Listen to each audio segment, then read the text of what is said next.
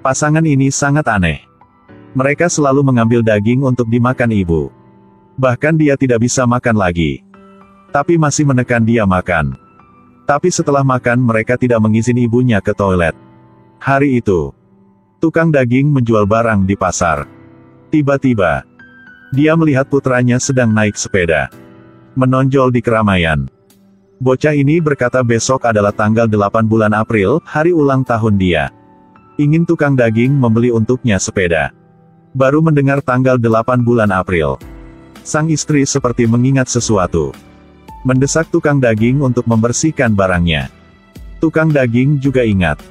Buru-buru mengendarai kendaraan roda 3 untuk membawa seluruh keluarga pulang. Baru masuk rumah, dia melihat ibunya sedang bekerja. Tukang daging bergegas mengambil keranjang itu.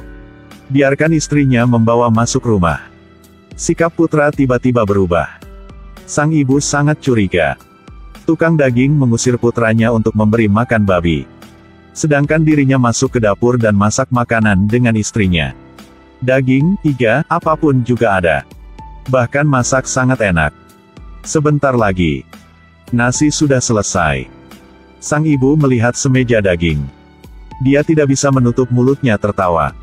Tukang daging dengan ekspresi prihatin menyuruh ibunya makan lebih banyak. Untuk menyehatkan tubuh. Menantu perempuan mengisi semangkuk daging untuk ibunya. Putranya yang ingin mengambil potongan daging itu juga dipukuli. Jadi sang ibu makan penuh mangkok daging. Tapi makan sepanjang sore. Dia benar-benar tidak bisa makan lagi. Sang ibu ini sedang makan daging yang diambilkan putra dan menantunya untuknya. Tapi dia benar-benar kenyang. Tapi putranya tetap memaksanya untuk makan. Sang ibu hanya perlu mengambil sumpitnya lagi. Makan 2 sepotong daging lagi. Satu demi satu, masukkan ke dalam mulutnya. Pada dasarnya tidak ada kesempatan untuk berhenti. Akhirnya dia makan sampai mulutnya penuh minyak. Juga seperti makan semua makanan. Tapi menantunya membawakan sup daging yang besar. Sang ibu benar-benar tidak bisa makan lagi. Seluruh tubuhnya menunjukkan perlawanan. Tapi sup sudah dibawa. Dia bahkan tidak bisa menolak. Dengan susah dia baru makan selesai. Tapi itu juga membuatnya muntah. Menantunya terlihat gugup. Jangan sia-siakan. Mereka memaksanya untuk menelan. Makan terlalu banyak. Sang ibu juga ingin ke toilet. Tukang daging itu sengaja bilang toiletnya rusak. Katakan padanya untuk menahan sedikit. Setelah beberapa perselisihan, memaksa dia pakai timbangan. Ibu, tahan sedikit lagi. Sampai malam. Tukang daging berencana untuk melakukan pertukaran emosional dengan istrinya. Tidak terduga putranya mencuri babi. Mau tukar sepeda baru. Sayangi anaknya. Istri hanya boleh berwajah tebal. Hubungi kakak iparnya untuk bernegosiasi. Cucu dimarahi dengan sangat merendahkan. Segera pergi untuk mengadu pada neneknya. Besok adalah hari ulang tahun dia.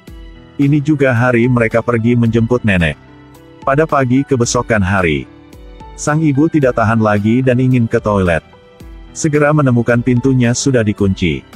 Dan tukang daging di samping bersiap untuk membunuh babi. Sang istri mendengar suara segera buru-buru berlari datang. Katakanlah mereka harus melakukan hal yang penting terlebih dahulu. Tukang daging segera paham. Tertawa.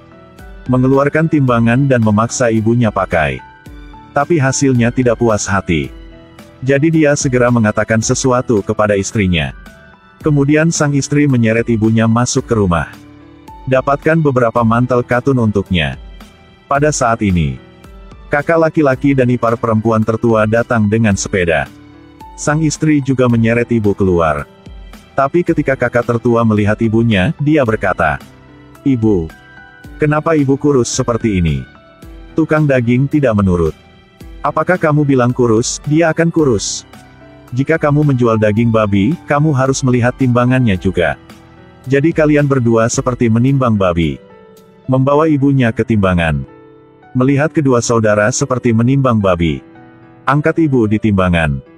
Kemudian 2 orang melihat nomor bersama-sama. Tukang daging tertawa. Sebenarnya, sama dengan ibu tahun lalu datang. Kakaknya tidak senang. Berkata dengan ibu sedang bikin apa? Bahkan tidak turun. Tidak terduga, ibu pusing. Sepotong daging yang bersembunyi di badannya juga jatuh. Kali ini giliran sang kakak yang tertawa. Ternyata tukang daging kurang 2 kilo. Kakak laki-laki tertua dengan bangga mengeluarkan selembar kertas. Tapi tukang daging tidak ingin menerima. Jadi kedua keluarga itu terus bertengkar. Jadi kedua bersaudara itu sudah membuat kesepakatan. Setiap orang membesarkan ibunya 1 tahun. Jika kurus, membesarkan 1 tahun lagi. Sang ibu terhuyung-huyung mengambil kertas itu.